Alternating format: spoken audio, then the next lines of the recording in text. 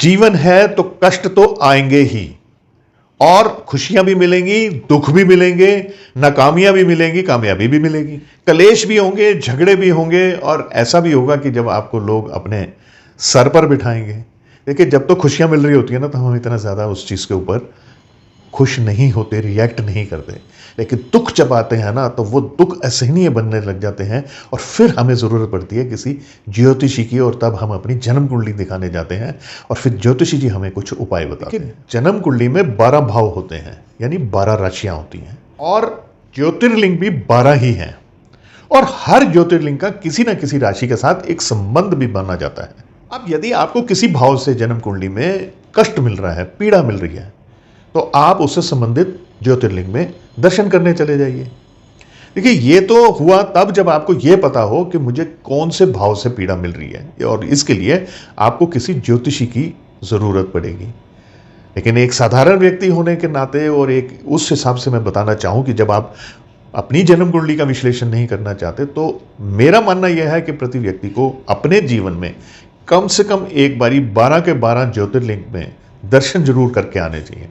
और अपने सामर्थ्य अनुसार वहां पर पूजा पाठ भी करनी चाहिए। यदि आप में सामर्थ्य है तो आप वहां पर रुद्राभिषेक भी करवा के आए। देखिए, ऐसा है कि आप जा नहीं सकते, आप विदेश में रहते हैं, या सामर्थ्य नहीं है कहीं ट्रैवल करने की, तो अब आपने किसी भी ज्योतिर्लिंग में जाना है। मान लिया आपकी मेष राशि है और आप रामेश्वरम जाना चाहते हो, और रामेश्वरम जो है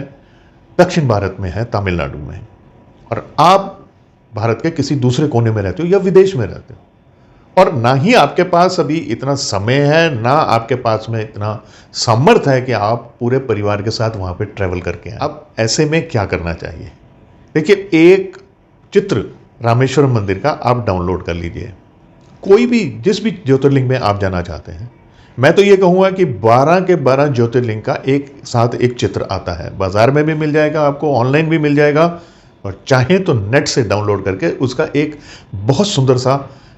कलर्ड प्रिंट आउट निकलवा लें। अब आप चाहे विदेश में हो चाहे देश में हो, अब आप उसे अपने लिविंग रूम में या जिस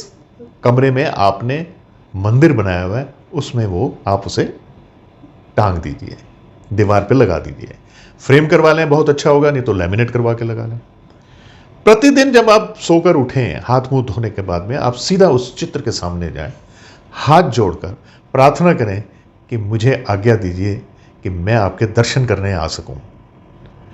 और उसके उपरांत आप मन ही मन थोड़ी देर वहां पर खड़े होकर ओम नमः शिवाय, हर हर महादेव, या जिस तरह भी आप भगवान शिव की आराधना करना चाहते हैं, आप मन ही मन वो थोड़ी देर करके, और उसके बाद में अपने दैनिक कार्य शुरू कर दीजिए। जब आप इसे प्रतिदिन करने लग जाएंगे, देखिए, कहीं बाहर जा रहे हैं तो अब आप उसमें नागा डाल सकते हैं, ऐसा कोई बहुत वहम करने की ज़रूरत नहीं है। लेकिन जब आप इसे निरंतर प्रतिदिन उठते ही आपका ध्यान वहाँ जाएगा और आप उसके दर्शन करेंगे, कुछ परिस्थितियाँ ऐसी बननी शुरू हो जाएंगी कि आप जिस भी ज्योतिर्लिंग के दर्शन करने जाना चाहते हैं, वहाँ जाने का कोई ना कोई रास्ता बनना शुरू हो जाएगा। पैसे की कमी है तो पैसा ऐसा आ जाएगा कि आप दर्शन कराओ, कोई साथी मिल जाएगा, या कहीं से कोई ऑफर आ जाएगी, या आपका परिवार ही कह देगा कि वहाँ चलना है। एक बात का ज़रूर ख्याल रखिएगा कि जिस भी ज्योतिर्लिंग में आप दर्शन करने जाएं, एक साधारण व्यक्ति बनकर जाएं।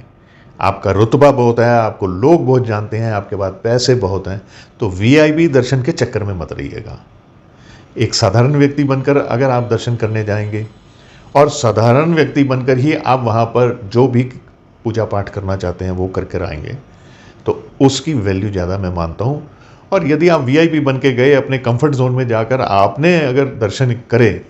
तो वो ठीक है, आपका मन मानता हो, परंतु मैं उसे अच्छा नहीं समझता हूँ। मुझे नहीं लगता कि उससे हम अपने इष्ट को प्रसन्न कर पाते हैं। इसके अतिरिक्त आपका किसी और मंदिर में, किसी और तीर्थ करने का मन है, जैसे सिखों में हरमंदिर साहब गुरुद्वारे जाने का एक उनकी इच्छा प्रबल रहती है, हजूर साहब जाने की रहती है, और भी बहुत गुरुद्वारा हैं ऐसे जहाँ उनके जाने का मन होता है, तो वो भी यही प्रक्रिया अगर करेंगे, उसका चित्र लगाएंगे, प्रतिदिन सुबह उठ के उसके सामने आप अगर नतमस्तक होंगे, प्रार्थना करेंगे, तो आपको ज़रूर उस जगह पर आने की